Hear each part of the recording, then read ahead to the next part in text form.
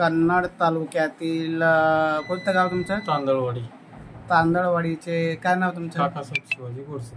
गोडसे आलेले आहे. यांचे लहान बंधू आहे ना? भाऊ आहे.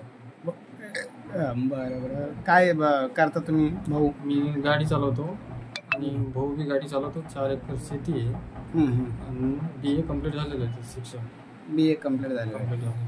आणि शेती का प्लस व्यवसाय? व्यवसाय. कोणती गाडी आहे तुमच्याकडे? एक क्रुझर आहे, एक अशोक लेलँड दोस्त आहे, एक अल्टो आहे. 3 गाड्या आहे तुमच्याकडे? बरं. इन्कम चांगला असेल गाड्याच्या माध्यमातून? गाड्याचं दोन्ही 3 गाड्याहून 70-80 हजार रुपये महिन्याचं इन्कम. बरं. शेती पण आहे? शेती पण आहे. स्लॅबचं घर आहे. सगळं काही व्यवस्थित.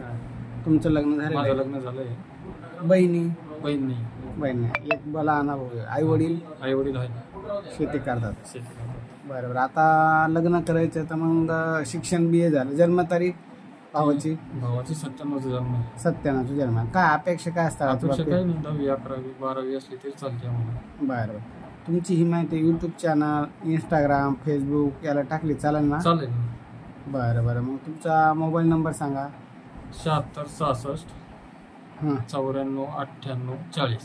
कारण ही जी माहिती यूट्यूबला इंस्टाला टाकली का तुमचा नंबर जातो. ज्यांना आवडलं ते डायरेक्ट तुम्हाला कॉल करतील. हे कोण तुमचे मित्र? तुमचं झालं का लग्न? नाही, माझं नाही झालं. तुमचं नाही झालं? मग तुमचं करायचं असेल? चालू आहे भावाचं. बंदूच केला आता. असं काय? तुम्हाला वेळ आहे समजा? बरं. यांच्यासोबत आले तुम्ही काय? आज मंडीत आलते काय? हा, झालं मंडीमध्ये. गाडी चालू राहते ना रोज. बरं. चालेल. तुम्हाला माझी माहिती कशी मिळाली? फोनवरून. असं का?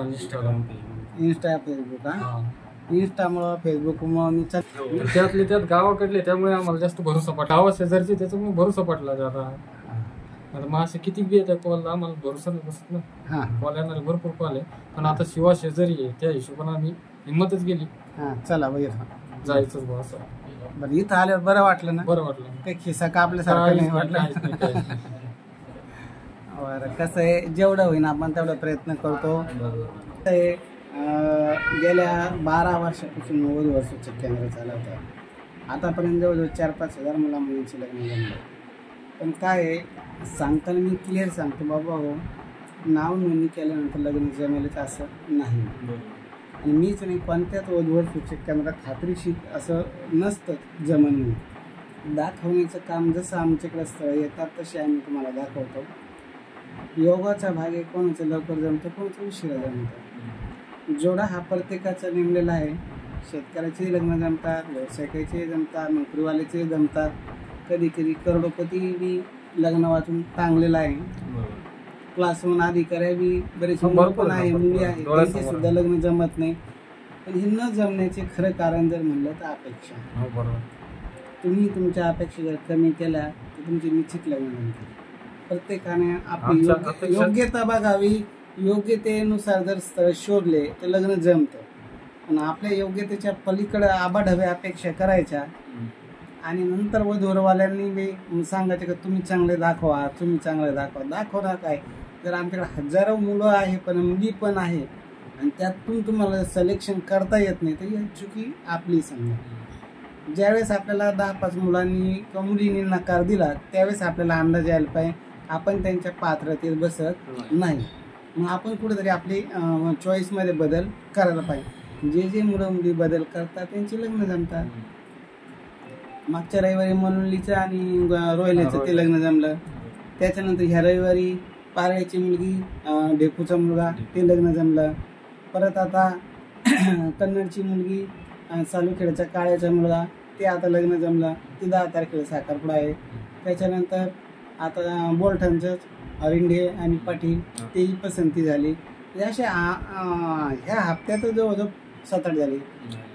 अशा पद्धतीने एवढे जर लग्न आमच्या कार्यातून जमत आहे म्हणजे.